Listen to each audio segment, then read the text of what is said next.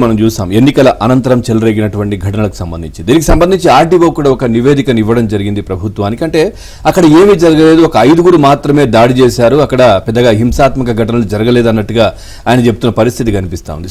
చూస్తే మనం అక్కడ సమ్మెటలు కావచ్చు, గుణపాలు కావచ్చు, ఇవన్నీ తీసుకొని అంత పెద్ద ఎత్తున అంతమంది ఒక మహిళా యూనివర్సిటీలోకి ప్రవేశించి అక్కడ ఏదైతే పులివర్తి నాని పైన దాడి ఏ విధంగా చేశారో పూర్తిగా ఇటు సోషల్ మీడియాలో కావచ్చు, మెయిన్ మీడియాలో అంత క్లియర్ గా కనిపిస్తా ఉంది. సో ఇదంతా కూడా ఏమీ లేదు, ఒక 5గురు మాత్రమే చిన్న చిన్న సంఘటనలు జరిగాయి, గొడవ జరిగింది అనే విధంగా ఆర్డీఓ పూర్తిగా సత్యదూరమైనటువంటి మాటలు ఏదైతే అంశాలు కూడా నివేదికలో ఇచ్చారు అనే విమర్శలు కూడా చాలా వస్తా ఉన్నాయి. రైట్, చూద్దాం. చంద్రగిరిలో ఎన్నికల అనంతరం చెలరేగిన హింసాకాండ పాపం ఎవరిది, వైఫల్యం ఎవరిది, దోషులు ఎవరు, అన్యాయంగా దాడులకు గురైంది ఎవరు, చట్టాన్ని చేతిలోకి తీసుకుని సుత్తులు రోడ్లతో దాడులు చేసి హత్యాయత్నాలకు పాల్పడింది ఎవరు అని అడిగితే తిరుపతి చంద్రగిరి ప్రాంత ప్రజలు టక్కున సమాధానం చెప్తారు.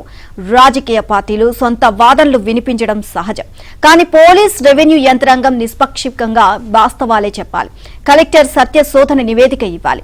కానీ చంద్రగిరిలో పోలింగ్ అనంతర హింస, తిరుపతి మహిళా వర్సిటీ ఆవరణలో జరిగిన దాడులు, ఆందోళనలపై తిరుపతి ఆర్టీఓ నిశాంత్ రెడ్డి ఇచ్చిన నివేదిక పూర్తి సత్య దూరంగా ఉంది అన్న విమర్శలు వెలువడుతున్నాయి. ఇందులో అంశాలేమిటో తిరుపతి కలెక్టర్ చూసుకున్నారో లేదో గానీ దానిని యథాతథంగా ప్రభుత్వానికి పంపి చేతులు దులుపుకున్నారు. ఇక పోలింగ్ అనంతరం గొడవల్లో తప్పు టీడీపీదేనని పరోక్షంగా తేల్చేశారు.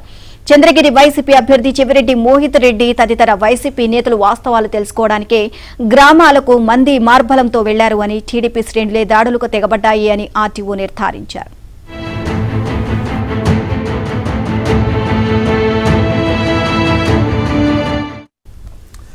మహిళా వర్సిటీలో ఈవీఎంలను భద్రపరిచిన స్ట్రాంగ్ రూమ్లకు వెళ్లి తిరిగి వస్తున్న టీడీపీ అభ్యర్థి పులివర్తి నానిపై అదే వర్సిటీ ఆవరణలో పోలీసులు చూస్తుండగా ఇనుప రాడ్లు, సమ్మెట రాళ్లతో వైసీపీ కార్యకర్తలు దాడి చేశారు. ఆయన్ను రక్షించేందుకు గాల్లోకి కాల్పులు జరిపిన గన్మెన్ను తీవ్రంగా గాయపరిచారు. కానీ నానిపై 5గురు మాత్రమే దాడి చేశారని, అది కూడా కేవలం కర్రలతోనే అని, ఈ దాడి జరిగిన తర్వాత నాని భార్య పులివర్తి సుధ సోషల్ మీడియాలో టీడీపీ కార్యకర్తలను రెచ్చగొట్టి వర్సిటీకి రప్పించారని, చట్టాన్ని చేతుల్లోకి తీసుకుని గందరగోళం సృష్టించారని వైసీపీ నేతలు ఏ తప్పు చేయలేదని ప్రభుత్వానికి కలెక్టర్ ప్రవీణ్ కుమార్ పంపిన నివేదికలోని సారాంశం. ఈ నివేదికను నిశిత పరిశీలన చేస్తే 2 విషయాలు స్పష్టంగా కనిపిస్తున్నాయి. ప్రాథమిక నివేదిక ఇచ్చిన ఆర్డీఓ నిశాంత్ రెడ్డి వైసీపీకి కొమ్ము కాసి అనుకూల నివేదిక ఇచ్చినట్లు కొట్టొచ్చినట్లు కనిపిస్తోంది. సమస్యాత్మక ప్రాంతాల్లో గొడవలు జరుగుతాయని తెలిసినా పోలీసులు ముందస్తు జాగ్రత్తలు తీసుకోలేదని, నిఘా వైఫల్యం భారీగా ఉందని స్పష్టమవుతోంది.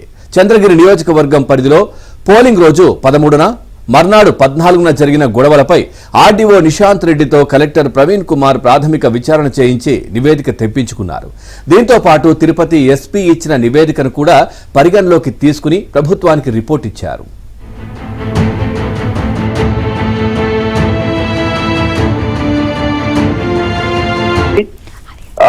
ముఖ్యంగా ఎన్నికల సమయంలో చంద్రగిరి నియోజకవర్గంలో పనిచేసినటువంటి అధికారుల యొక్క ఏకపక్ష ధోరణికి ఇది అర్థం పడతా ఉంది. ఎన్నికల తర్వాత కూడా, అంటే ఎన్నికల కమిషన్ పరిపాలనలో ఉన్నాము అనేటువంటి స్పృహ కూడా లేకుండా అశాస్త్రీయమైనటువంటి నివేదికనిచ్చారు. ఇప్పుడు ఎన్నికల కమిషన్ సిట్ నియమించింది, బ్రిడ్జ్ల సంబంధించినటువంటి ఈ యొక్క కమిషన్ ఏదైతే సిట్ నియమించిందో, ఈ సిట్ ఇన్వెస్టిగేషన్ లో ఈ నివేదిక ఎంత తప్పుడు నివేదిక అనేది చాలా సులభంగా బట్టబయలు అవుతుందనేటువంటి అంశం చర్చలో ఉంది. ఎందుకంటే వీడియో ఫుటేజ్ ఉంది, మనం చూస్తున్నాం. ఈ యొక్క కారు పైన దాడి జరిగినప్పుడు ఆ యొక్క కారులో ఉన్న సీసీ ఫుటేజ్ ఉంది. అయినా అధికారులు కేవలం కర్రలతో మాత్రమే దాడి చేశారని చెప్పినారు. గొడ్డలి యూజ్ చేసినటువంటిది, సమ్మెట యూజ్ చేసింది, ఇవన్నీ కూడా విజువల్ లో క్లియర్ గా కనిపిస్తున్నప్పటికీ అధికారులు, ముఖ్యంగా పోలీస్ కావచ్చు, రెవెన్యూ కావచ్చు, ఇద్దరు కూడబెల్లుకుని చేయటం అనేది అవినీతి ఏ స్థాయిలో జరిగిందనే దానికి అర్థం పడుతోంది. దీన్ని అఫీషియల్ గా సిట్ తప్పనిసరిగా గుర్తిస్తుందనేటువంటి ఆశాభావం అందరిలో కూడా ఉంది.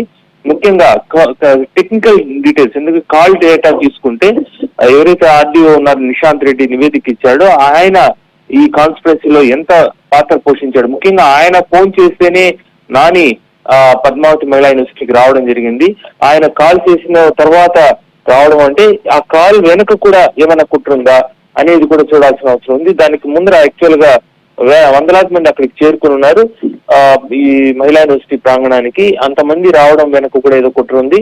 పైగా ఈ దాడి ప్రీ ప్లాన్డ్ గా, అంటే కొంతమంది కొన్ని చోట్ల బార్లలో ఉంటూ అక్కడి నుంచి వచ్చినట్టుగా కూడా తెలుస్తోంది. ఇవన్నీ కూడా కాల్ డేటా వైసీపీ అభ్యర్థి మోహిత్ రెడ్డికి కావచ్చు, రిషాంత్ రెడ్డిది కావచ్చు, అలాగే దాడిలో పాల్పడినటువంటి గణపతి రెడ్డి కావచ్చు, అలాగే అందరూ ఎవరైతే ఉన్నారో వీళ్ళందరి కాల్ డేటాను కనుక చెక్ చేస్తే ఈ సిట్ బృందం ఏదైతే రాబోతోందో అప్పుడు మొత్తం కథ నడిపింది ఎవరు, దీన్ని నిర్వహించింది ఎవరు, దీని వెనక ఏ కుట్ర ఉంది, మొత్తం వాస్తవాలన్నీ బయటికి ఖచ్చితంగా వస్తుంది.